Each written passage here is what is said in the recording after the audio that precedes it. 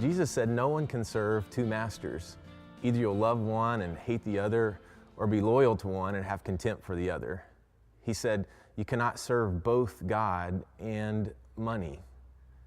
Jesus talked a lot about masters and lords, kings and kingdoms, and sometimes this language is hard for us to connect with because we don't talk much about masters and lords. We don't have a king or live in a kingdom. But my friend Stephen taught me a lot about what it means to have a master. Well, I guess I would say he taught me a lot about what it means to have one master. The first time I met Stephen, he was walking in the back of our sanctuary. He was about 10 minutes late, and his arrival had caught my attention. At the time, I was serving in a church that had a beautiful, historic sanctuary, stained glass, a pipe organ. I was wearing a robe with a stole around my neck. And Stephen caught my attention because he looked different from the others that were in the room. He was wearing a black ball cap, a black Metallica shirt, black shorts, and yeah, you guessed it, black shoes. He made his way down that long middle aisle, right to the front, to the second row. He was carrying a cup of coffee, and while we were standing singing a hymn, Stephen sat down, propped his feet up on the row in front of him, and just kind of watched us. It was like he was in a museum, and he was going to sit there and watch while whatever was happening happened. I began to pray for this young man, fearing that one of the ushers would rappel out of the balcony and wrestle him to the ground, but it turns out he was safe. And he sat there throughout the service, but before I could catch him, as the service ended, Stephen made his way out of the back. He came back the next week, though, and the next week, and the next week. Each time, the same scene, same black ball cap, same Metallica shirt, and shorts, and tennis shoes, and the cup of coffee.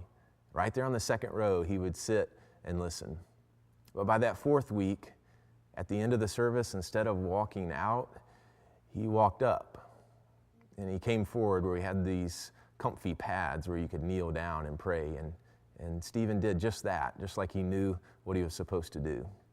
I saw tears streaming down his face and running off the end of his nose.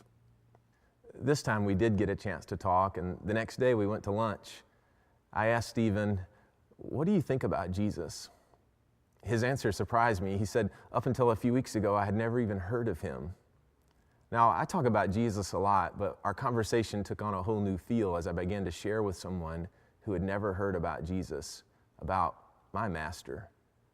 I told Stephen that Jesus associated with those whom the church had pushed away, how Jesus was always among those who felt disconnected from God, how he was criticized for it, and he didn't seem to care. I told Stephen about how Jesus went to parties and how he hung out with his friends on fishing boats. I told him how he washed some guy's feet and how he carried a cross up a hill. I told him about an empty tomb that his friends found one Sunday morning. In the midst of that, some weeks into our conversations, Stephen said, "I want Jesus to be the master of my life," or Lord, or King, however you want to say it. And then Stephen, who didn't know any better, began to live a focused and soul devotion to his master. One Saturday, Stephen joined us for a work project for a family in our community who was in need. The next morning, he called me early and said, "Whose house are we going to work on today?" I said, "What do you mean, Stephen? That was just our Saturday project." And he said, "Oh, I just figured we would do something like that every day."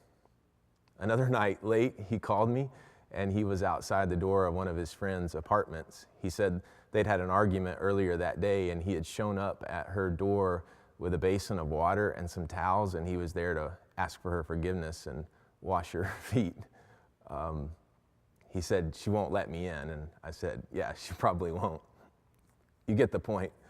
Stephen was taking this Jesus thing really seriously.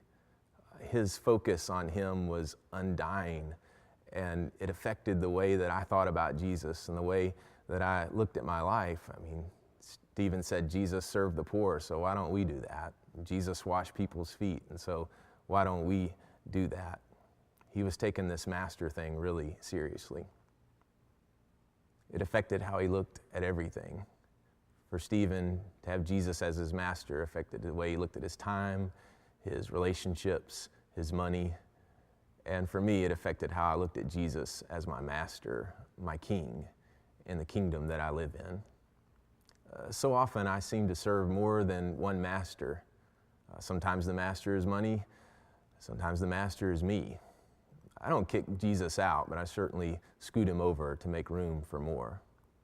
But Jesus said, no one can serve two masters. Either you love the one and hate the other, or you're loyal to the one and have contempt for the other. You can't serve both God and money. As we work for money, it can quickly become something that we serve, something that we give our lives to. It can become a master. So how many masters do you have? How many are you trying to squeeze in? In full lives, we are pulled to devotion to many different things. Jesus said, you can't serve both God and money. I can't. Can you?